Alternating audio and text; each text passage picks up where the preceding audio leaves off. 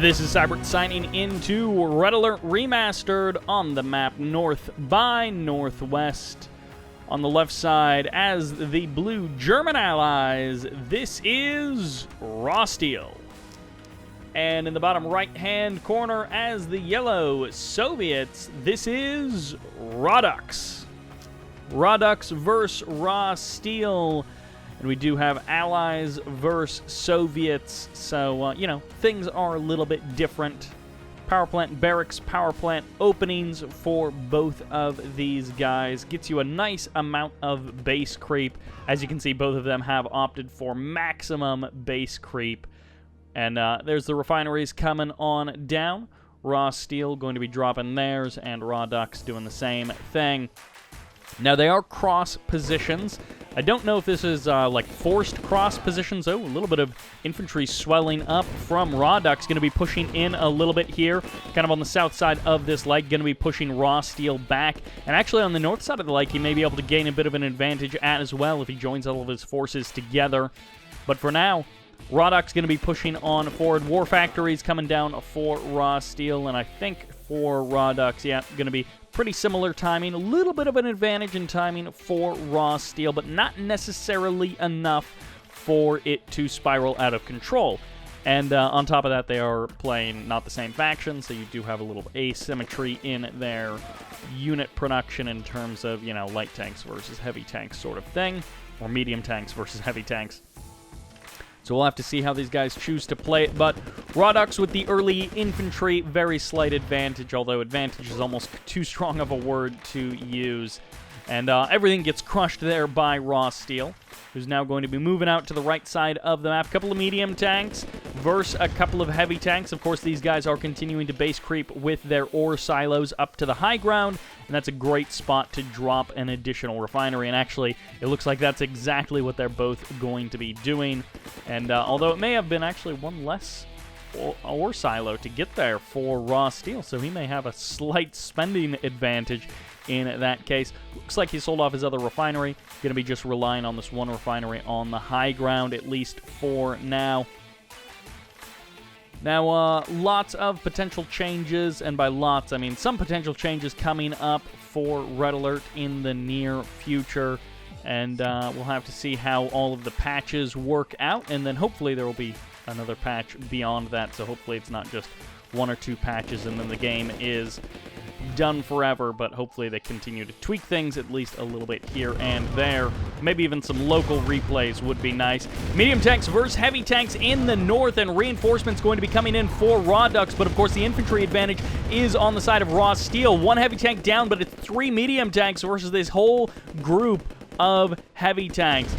And there is not going to be an advantage found for rawsteel just in those tank numbers. Both of these guys floating 2.5K, and they do have a little bit of extra cash to be spending, so they do have the money to rebuild armies, but the advantage definitely going towards raDux at this point. But of course, rawsteel, it's going to be up to him to kind of turn things around. Now, typically, we see players try and turn things around in a couple of minutes once we're at really big tank armies, and one guy is going to try and find a positional advantage over the other one. But raDux doesn't necessarily want to wait for that time to elapse. So we'll have to see if he's able to just push in here and win the game. But heavy tanks going to be going off against medium tanks, and the numbers are a little bit closer in this case. And a couple of tanks getting kind of surrounded, and the big damage done by rawsteel may be enough to kind of even things up. As you can see, he's doing a much better job of actually focusing down the tanks of his opponent and cleaning them up. The numbers advantage now swinging into rawsteel's favor. And I know there was a second war factory here. He has kept both of his war factories around, and it's two war factories on the side of rawsteel as well. So their production is both a little bit faster than it would be normally. And the numbers are trading sides a little bit here. raDux and rawsteel both trying to crush the other guy's tank numbers, but not necessarily going to be able to. One harvester may end up getting targeted down up here by rawsteel. He will get one harvester kill very cleanly there. Did manage to surround and destroy that one harvester, but again, the tank advantage could go either way. A couple of free shots by raDux. Now keep in mind, Both of these guys have a couple of tanks in low health, but more for rawsteel. He's got a real hodgepodge of health bars going on there for his tanks, so his numbers look good, but they're not necessarily as true as we would like them to be. raDux now trying to eliminate some of the weak ones, but again, more reinforcements coming in for rawsteel, and it's just tank v tank at this point. A couple of defenses going to be getting dropped down for rawsteel. He's not actually fighting next to them. And again, trying to eke out some kind of economic advantage. There's the Tesla coil, now going to be getting a shot off on the ore truck. Gets one shot off, not a second shot off. And fighting underneath the Tesla coil may be the way to secure the victory for raDux, but he also does need to protect his harvesters a little bit here. 3 tanks getting split off by rawsteel. He's trying to open up potentially an opportunity or just kill a harvester straight up. He's going to be forcing an engagement down here in the south. He gets the kill on that harvester, and raDux is now going to be trying to just go for the medium tanks. A couple of them very low in health, but raDux isn't doing a very good job of focusing them down. A couple of tanks get eliminated, but the reinforcements now going to be showing up for rawsteel. Going to be trying to push away these tanks, and these guys are just trading tank after tank without able to gain a significant positioning advantage here. And the numbers will be on raDux's side, but I don't know if he'll actually be able to push forward and do anything with his numbers advantage. It might just be a temporary numbers advantage.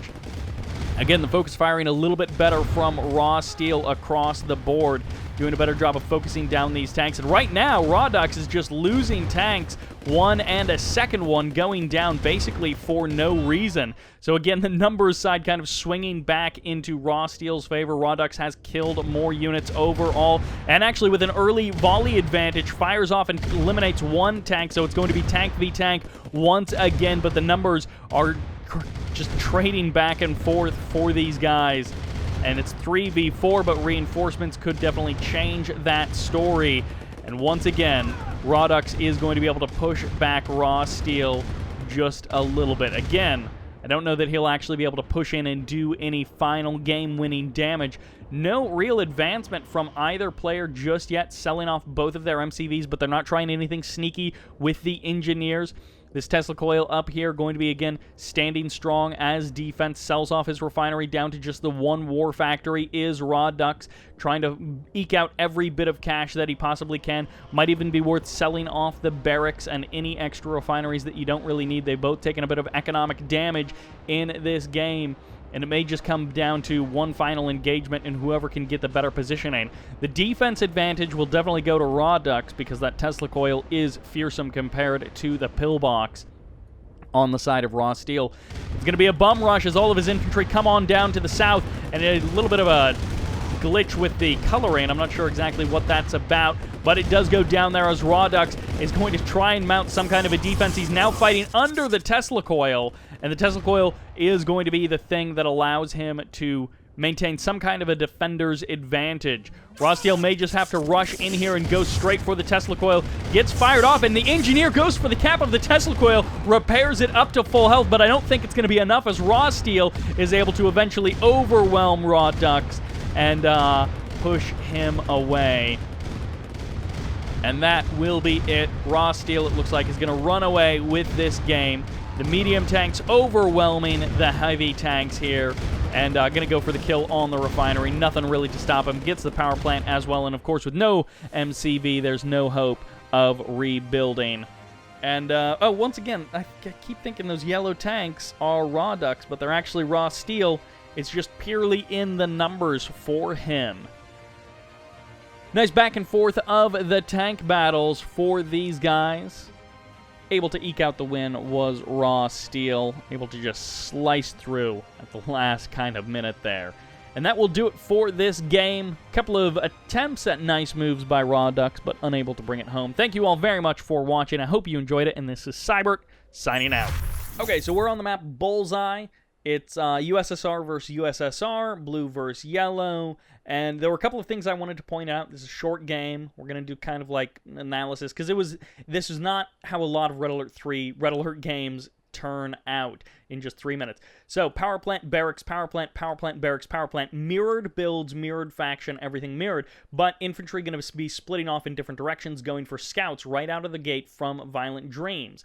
Infantry for Sheffen just kind of sticking around. Now he's splitting them off into different directions.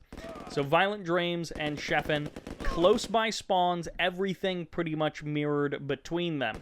And actually, it looks like the ore is a little bit closer to Sheffen's side than Violent Dreams. But check this out. Violent Dreams, first little advantage. Refinery first. What is this, 10, 20-second advantage over Sheffen in terms of refinery placement, but not in terms of ore distance. So Sheffen wins the initial infantry battle, pumping out a couple of extra rifleman squads, getting a couple of extra units, and he's also split off like 4 riflemen way the heck over here to be a little guard, although he doesn't necessarily need them, but it's a little safety measure, which is nice, you know, always nice to have a little safety measure. Then he tries to collapse in on Violent Dreams' infantry, but it doesn't quite work. Violent Dreams' reinforcement kick in. Now, War Factory down, so the builds are still mirrored in terms of actual production structures. They are mirrored, but it's faster coming out for Violent Dreams. He's managed to get just a little bit of an edge, even though he's, of course, driving a little bit farther to get that cash. War Factory now up, but first heavy tank is out for Violent Dreams. Now, there are a couple of things you need to keep an eye on over the next minute or two, because it's going to get kind of tight. Infantry swelling up from Violent Dreams, but take a look at the cash from these two guys. There's the second refinery out from Violent Dreams. He managed to eke that out while keeping his opponent from attacking. Now it's going to be 2 tanks versus 1, and the refinery is late from Sheffen. So he's right now a little bit down on eco, but it's going to be 2 tanks versus 2, and hey, look at this. They're both low on health, so kind of cycles them back.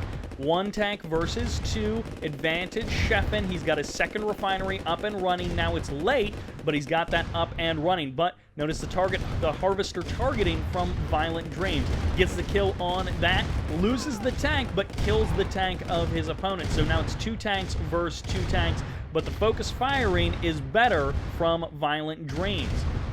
Now it's 1 refinery, or 2 refineries, 1 harvester, versus 2 refineries, 2 harvesters, and from this point on, Sheffen has just fallen behind little bit by little bit, and Violent Dreams pulled out a couple of sneaky moves control-wise that secured him the win, because now it's no harvesters. We got $15 in the bank versus 2 tanks. Violent Dreams is continuing to harvest. He's got a 3rd harvester up and running.